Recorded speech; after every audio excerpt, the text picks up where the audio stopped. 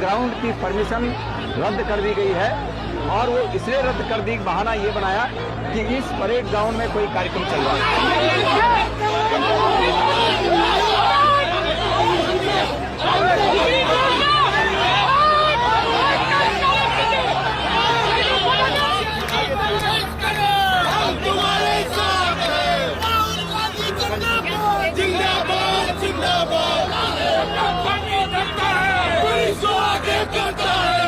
देश में छात्रों की आवाज बुलंद होगी या फिर नेताओं की राजनीति? देहरादून में राहुल गांधी के प्रस्तावित छात्रों की गूंज कार्यक्रम से पहले ऐसा सियासी ड्रामा देखने को मिला कि मुद्दे पीछे छूट गए और मैदान सुर्खियों में आ गया। कांग्रेस का आरोप है कि 10 जुलाई को परेड ग्राउंड के लिए कार्यक्रम की अनुमति मिल चुकी थी, तैयारियां भी शुरू हो गई थी, लेकिन अचानक पूरा खेल बदल गया। दरअसल परेड ग्राउंड में 11 से 15 जुलाई तक केंद्रीय अल्पसंख्यक कार्य मंत्रालय का लोक संवर्धन पर्व आयोजित किया जा रहा था। कांग्रेस का आरोप है कि पहले ये कार्यक्रम 15 जुलाई तक ही तय था, लेकिन बाद में इसकी अवधि 17 जुलाई तक बढ़ा दी गई। इतना ही नहीं, 16 और 17 जुलाई को राज्यपाल के कार्यक्रम भी प्रस्तावित कर दिए गए, जिसके बाद राहुल गांधी के कार्यक्रम के लिए परेड ग्राउंड उपलब्ध होने पर संशय पैदा हो गया। कांग्रेस इसे महज सहयोग नहीं बल्कि सुनियोजित राजनीतिक रणनीति बता रही है। पार्टी का कहना है कि जब अनुमति पहले ही मिल चुकी थी तो आखिरी वक्त में ऐसा क्या हुआ कि पूरा कार्यक्रम ही बदल गया? क्या छात्रों के मुद्दों से सरकार इतनी असहज हो गई है कि मैदान ही बदलना पड़ा? दिलचस्प बात यह है कि इससे पहले 4 जून को राहुल गांधी के अल्मोड़ा और पौड़ी के प्रस्तावित कार्यक्रम खराब मौसम के कारण नहीं हो पाए थे और अब देहरादून दौरे से पहले भी नया विवाद खड़ा हो गया है।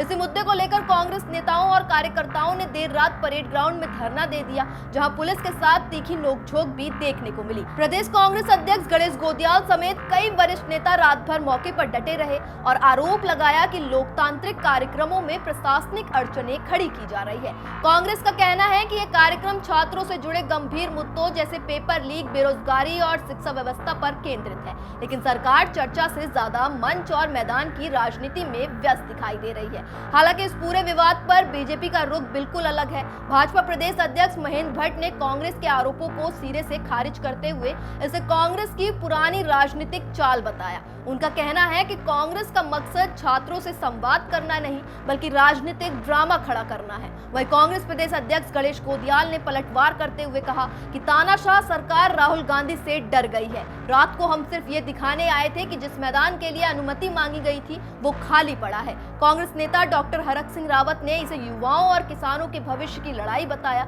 जबकि नेता प्रतिपक्ष यशपाल आर्य ने सरकार पर दमनात्मक रवैया अपनाने का आरोप लगाते हुए कहा कि कार्यक्रम हर हाल में होगा। दूसरी ओर प्रशासन का कहना है कि परेड ग्राउंड पहले से निर्धारित सरकारी कार्यक्रमों और सुरक्षा कारणों से उपलब्ध नहीं था, इसलिए राहुल गांधी का कार्यक्रम बन्नू स्कूल मैदान में कराने का सुझाव दिया गया है। यानी दोनों पक्ष अपनी अपनी दलीलें दे रहे हैं, लेकिन सबसे बड़ा सवाल यह है कि अगर कार्यक्रम छात्रों के भविष्य पर था तो बहस शिक्षा पर होनी चाहिए थी या मैदान की बुकिंग पर। फिलहाल उत्तराखंड की राजनीति में मैदान सबसे बड़ा मुद्दा बन चुका है। अब देखना दिलचस्प होगा कि 17 जुलाई को राहुल गांधी छात्रों के मुद्दों से ज्यादा सरकार को घेरते हैं या फिर ये मैदान वाला विवाद ही पूरे दौरे की सबसे बड़ी सुर्खी बन जाता है।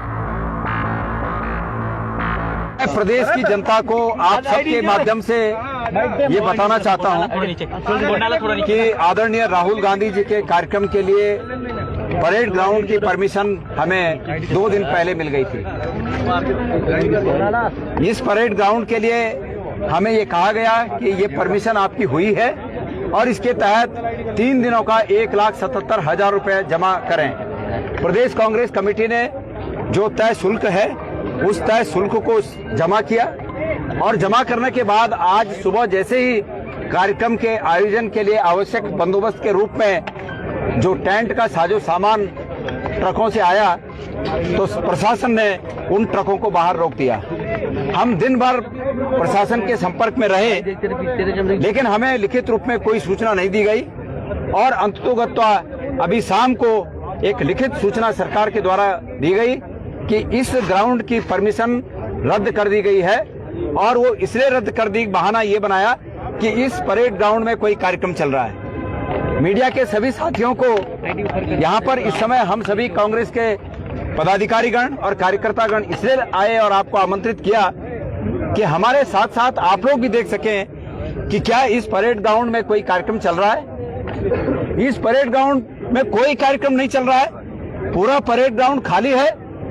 और इसके पीछे क्या कारण है कि सरकार बहाने कर रही है कि परेड ग्राउंड में कोई कार्यक्रम चल रहा है, इसलिए परमिशन रद्द की जाती है।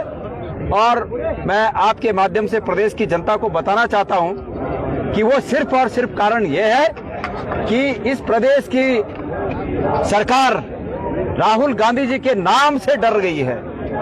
राहुल गांधी जी की संभावित उपस्थिति और छात्रों को उनके द्वारा संबोधित किए जाने के स्थिति में सरकार अपने को असहज पा रही है। सरकार ये समझ गई है कि राहुल गांधी जी ने प्रदेश की सरकार की और केंद्र की सरकार के मन की बात को वास्तविक रूप में सच्चाई के साथ इस देश की जनता और इस प्रदेश की छात्रों के सामने यथा स्थिति जो सत्य है उसको उकेर दिया है, रख दिया है। और इससे डरकर इन्होंने ये जो संभावित कार्यक्रम था इसमें बाधा डालने के लिए परमिशनें रद्द की। हम अंततोगत्वा ये दिखाने के लिए सिर्फ आप लोग को लाए हैं। मैं प्रदेश की जनता से ये वादा करता हूं कि कार्यक्रम देहरादून में होगा। हमें ये कहा गया कि आप अपना कार्यक्रम छोटी जगह पर करें, कम स्थान हमें दिया गया, हम उस कार्यक्रम को करेंगे। बड़ी सी बड़ी संख्या में छात्र जुटेंगे, लेकिन छात्रों के हित में कोई व्यवधान पैदा न हो और कोई इस प्रकार की बात न हो कि हमारा पुलिस से कोई आपस में उलझन है। इसलिए छात्रों की हित को देखते हुए, उनकी सुरक्षा को देखते हुए हमने ये तय किया है, कांग्रेस की लीडरशिप ने ये तय किया है कि हम अब जो दूसरा स्थान हमें बताया गया है हम वहां पर कार्यक्रम करेंगे, विधिवत करेंगे। भारी संख्या में छात्र वहां पर राहुल जी को सुनने के लिए आएंगे। लेकिन ये सरकार ये याद रखे कि जो जुल्म वो विपक्ष पर और इस प्रदेश की जनता पर अपनी तानाशाही के चलते, छात्रों पर जो जुल्म अपनी तानाशाही के चलते ये सरकार जो कर रही है, इस जुल्म को याद रखे और इतिहास अपने को दोहराता है। 1 साल बाद, 6 महीने बाद इस चीज से उनको भी रूबरू होना पड़ेगा। जो सितम उन्होंने ढाए हैं उन सितमों के लिए वो भी तैयार रहें। यही मैं मीडिया के माध्यम से आप लोगों को कहना चाहता हूं। धन्यवाद। तस्वीर आपके सामने है, पूरा मैदान खाली है और हमने कहा, हमने अनुमति मांगी और नगर निगम द्वारा अनुमति दी गई। 1,77,000 रुपया जमा कर दिया गया।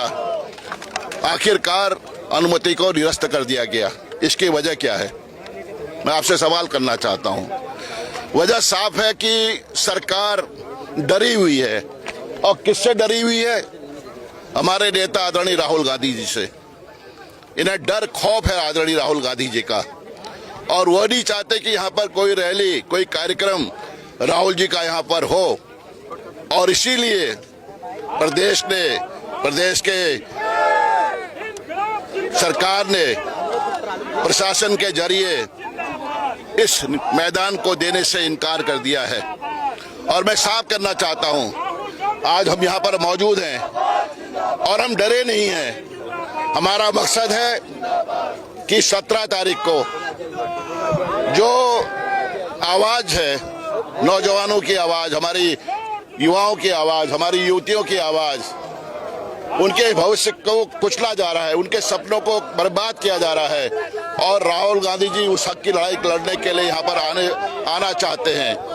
और सरकार की मनसा नीयत साफ हो चुकी है, इनकी नीयत में खोट है। और मैं कहना चाहता हूँ, जवाबदेही और पारदर्शिता ये सरकार की जिम्मेदारी होती है और सरकार बेनकाब हो चुकी है। और हम आपसे कहना चाहते हैं, आपके माध्यम से कहना चाहते हैं कि पूरे मैदान में जिस तरह का पूरा मैदान खाली है, क्या वजह रही है, क्या कारण रहा है, क्यों हमें यह मैदान देने से रोका जा रहा है। तो मैं आपके माध्यम से कहना चाहता हूं कि 17 तारीख की रैली निश्चित रूप से ऐतिहासिक होगी और हम डरे नहीं है। फिर मैं कहना चाहता हूं, हमारे हजारों हजार कार्यकर्ता यहाँ पर मौजूद हैं, हम हर लड़ाई लड़ने को तैयार हैं। लेकिन हम चाहते हैं कि आदरणीय राहुल गांधी जी छात्रों से संवाद करना चाहते हैं, उनसे बातचीत करना चाहते हैं, उनसे रूबरू होना चाहते हैं। इसलिए हम शांतिपूर्ण तरीके से यहाँ पर आए हैं। आपको जानकारी होगी उस समय भी यही प्रयास किया गया, लेकिन वहाँ पर भी राहुल गांधी जी का ऐतिहासिक कार्यक्रम हुआ। और आज हम कहना चाहते हैं राहुल गांधी जी का यहाँ देहरादून में ऐतिहासिक कार्यक्रम होगा। और मैं कह सकता हूँ कई लोगों के फोन भी आ रहे हैं, संदेश भी आ रहा है कि अब हम और ज्यादा संख्या में राहुल गांधी जी को सुनने आएंगे। ये कोई राजनीतिक प्रोग्राम नहीं था, ये कोई कांग्रेस का प्रोग्राम नहीं था, ये पीड़ा थी उन बच्चों की, उन बेरोजगार साथियों की, जिसको राहुल गांधी जी उठाना चाहते हैं। उत्तराखंड के परिप्रेक्ष्य में मैं कहना चाहता हूं, आप सबकी जानकारी में है, इस राज्य के अंदर जितने भी पेपर हुए वो सारे के सारे पेपर लीक हुए हैं। कोई जवाब है सत्ता में बैठे हुए लोगों के पास इस बात का? और जब नीट का परीक्षा पत्र आपके सामने है, वो लीक हुआ, तो आप देख लीजिए इस देश के अंदर लगभग 20 नौजवान साथियों ने आत्महत्या करने का काम किया। एक बालिका तो हमारे इस देहरादून की है, उन्होंने भी फांसी का फंदा चूमने का काम किया। तो क्या गुनाह है भाई इस लोकतंत्र के अंदर?